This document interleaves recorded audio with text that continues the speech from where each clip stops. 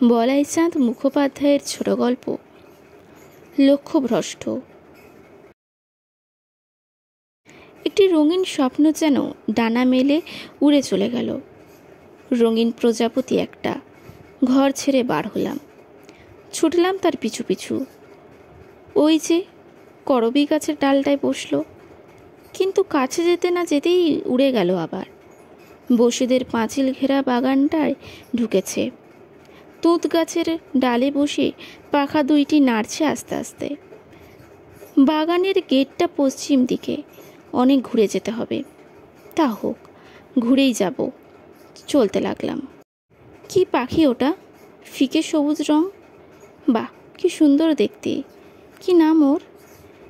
একজন লোক রাস্তা দিয়ে যাচ্ছিল, তাকে জিজ্ঞাসা করলাম, ওই পাখিটার নাম কি? কি জানি বলে চলে গেল সে। খানিকক্ষণ অবাক হয়ে চেয়ে রইলাম পাখিটার দিকে। ফুরুত করে উড়ে গেল। রাস্তার কোণের দিকে একটা ঝোপ ছিল, তার মধ্যে ঢুকে পড়ল। ঝোপটার দিকে চেয়েই একটু মুক্ত হয়ে গেলাম। কি সুন্দর একরকম লতা দিয়ে ঝোপটা আগাগোড়া ঢাকা। একেই লতা বিতান বলে নাকি। চমৎকার লতাটি, ঘন সবুজ পাতা, এত ঘন যে প্রায় কালো মনে হচ্ছে, কিন্তু কালো নয়। সবুজের আভা ফুটে বেরোচ্ছে প্রতি পাতা থেকে। কোনা পাতাগুলো ধারে ধারে কোরাতের মতন কাটা কাটা। গোছা গোছা ফুল ধরেছে। ফুলও ভারী চমৎকার। কি নাম এ লতার কে জানে। ক্যালকুলেটর সাহেবের কেরানি দ্রুত পদে অফিস যাচ্ছিলেন। তাকেই জিজ্ঞাসা করলাম, আচ্ছা এ লতার নাম কি বলুন তো? কোন লতার? ও ওটা একটা জংলি লতা। দ্রুত পদে এগিয়ে গেলেন। বুঝলাম তিনি ওর নাম জানেন না। সত্যি, আমরা কত জিনিসই জানি না। কাল রাত্রে মশারি খাটাবার সময় মনে হচ্ছিল, পেরেক, দড়ি, মশারি এদের আবিষ্কর্তা কারা? এই নিত্য প্রয়োজনীয় জিনিসগুলি যারা আবিষ্কার করেছিলেন, তাদের নাম আমরা জানি না। চতুর্দিকে এত ফুল, ফল, লতা, গাছ দেখি, এদের অধিকাংশের নাম আমাদের জানা নেই।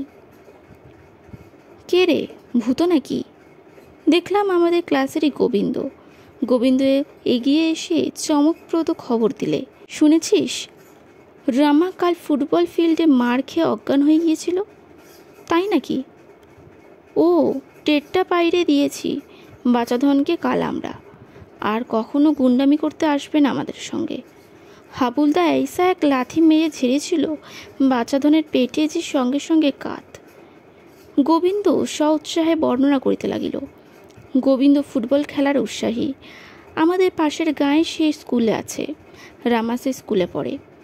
এই রামার জন্যে আমরা কখনো তাদের ফুটবল খেলায় হারাতে পারি না। সে ক্রমাগত ফেল করে আবার ফুটবল খেলার জন্য স্কুল আঁকড়ে পড়ে আছে। স্কুলের মাস্টাররাও ছাড়তে চায় না তাকে। রামার জোরে প্রত্যেক বছর কাপ পাচ্ছে আমাদের স্কুল। দুর্ধর্ষ খেলোয়াড়। ইয়াহ গোফ, ইয়া বুকের ছাতি। আমি যদিও ফুটবল খেলার তদৃশ্য উৎসাহী নই, তবু বিপক্ষ দলের এত বড় একটা বীরবাহু পতনের সংবাদে আনন্দ প্রকাশ করতে হলো। গোবিন্দর সঙ্গে গল্প করতে করতে মল্লিক পাড়ার মোড়টা পর্যন্ত চলে গেলাম। মোড়ে গিয়ে গোবিন্দ বললে, ওহে, তোকে আসল খবরটা দিতে ভুলে গেছি। আমরা সবাই চাঁদা করে হাবুলদাকে আজ খাওয়াচ্ছি। তোকেও দিতে হবে 4 আনা। আমি বাজার থেকে মাংসটা আনতে যাচ্ছি। তুই যদি ভাই গঙ্গার ধার থেকে ইলিশ মাছটা এনেছিস, তোদের বাড়ি কাছেই তো। ফিন্তি মাসি রান্না করে নিয়ে আসবেন, সব গ্র্যান্ড হবে। এনে দিবি তো? আচ্ছা। গোবিন্দ চলে গেল। আমিও ফিরছিলাম, হঠাৎ নজর পড়িল মুখ্যদা পিসির বাড়ির কোনায় যে ছোট্ট ফাঁকা জায়গাটা আছে, তাতে বালি পড়ে খানিকটা, আরও সেই বালির উপর বেড়াল মনের আনন্দে লুটোপুটি করছে। ভারী মজা লাগলো। দেখতে লাগলাম দাঁড়িয়ে দাঁড়িয়ে। ওখানে দাঁড়িয়ে ভূত নাকি? মুখ্যদা পিসির শীর্ণ মুখ দেখা গেল জানালায়। বিধবা মুখ্যদা পিসির কেউ নেই, চিররুগ্ন। হ্যাঁ, আমাকে একটু মিছরি এনে দেবে? বাবা দোকান থেকে। কাল থেকে জ্বর, উঠতে পারিনি। এনে দাও না বাবা। মুখ্যদা পিসির কাছ থেকে পয়সা নিয়ে দোকানে গেলাম। দোকানে ভীষণ ভিড়, কিউ করে দাঁড়িয়ে আছি সব। আমিও গিয়ে দাঁড়ালাম পেছনের একদিকে। লোকটা খালি গায়ে ছিল। তার পিঠে দেখলাম আশ্চর্য 2টি তিল, শিরদাঁড়ার ঠিক দুপাশে, ঠিক সমান দূরে, যেন কম্পাস দিয়ে মেপে কেউ বসিয়ে দিয়েছে দুটোকে। ভারী আশ্চর্য লাগলো। কেন এমন হয়, কি করে হয় কে জানে। ভিড়ের মধ্যে নানা রকম কথা হচ্ছে, চালের দাম, কাপড়, গান্ধী, জওহরলাল, সুভাষ বোস, হিন্দু মুসলিম দাঙ্গা, মিউনিসিপ্যালিটি, ট্রেন, বন্যা, ট্রেন কলিশন। আকাশের দিকে চেয়ে দেখলাম একটা মেঘ ঠিক কুমিরের মতন দেখাচ্ছে। ঘন্টা 2 লাগলো মিছরিটুকু আনতে। মুখ্যদা পিসি মিছরি দিয়ে ফিরছি, ন্যাপলার সঙ্গে দেখা। ন্যাপলা বললে, স্টেশনে যাবি না? কেন স্টেশনে কেন? বাহ, শুনিসনি? শাহনওয়াজ পাশ করে যে আজ 3টে ট্রেনে আসছেন। জানতাম না তো।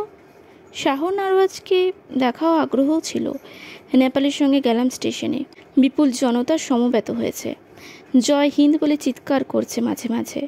কত লোক, কত রকম লোক, কিন্তু তাহাদের দেখে, তাহাদের কথা শুনে মনে হলো না যে তারা ঠিক আগের সে ব্যাকুলতা নিয়ে এসেছে যা মানুষকে স্বদেশী প্রেমী পর্যায়ে নিয়ে যায়। মনে হলো এরা সব মজা দেখতে এসেছে, বিড়ি টানছে, হো হো করে হাসছে, হুজুগের দল। মনে হলো মানুষ নয়, এক রাজ ধুলো, যে দিকে হাওয়া বইছে সেই দিকে উড়ে যাচ্ছে দল বেঁধে। বিরক্তি ধরে গেল, কিন্তু তবুও চলে আসতে পারলাম না, ট্রেনটা আসুক। প্রায় ঘন্টা খানেক অপেক্ষা করার পর ট্রেন এলো। জয় হিন্দ বলে চিৎকার করে উঠল সবাই, কিন্তু আমি শাহনওয়াজকে দেখতে পেলাম না। আমার সামনে 2টো লম্বা লোক দাঁড়িয়েছিল, তাদের পিঠ এবং জামার ছিট দেখে ফিরে আসতে হলো। গঙ্গার ধারে ইলিশের আশায় বসে আছি। ডিঙিগুলো আসেনি এখনো। পশ্চিম দিগন্তে সূর্য অস্ত যাচ্ছে, রঙের উৎসবে পড়ে গেছে। কি সুন্দর! হঠাৎ লজ্জিত হয়ে পড়লাম। রঙিন প্রজাপতির উদ্দেশ্যে বাড়ি থেকে বার হয়েছিলাম, অথচ বসে আছি ইলিশ মাছের আশায়। প্রজাপতির কথা সমস্ত দিন মনেও পড়েনি।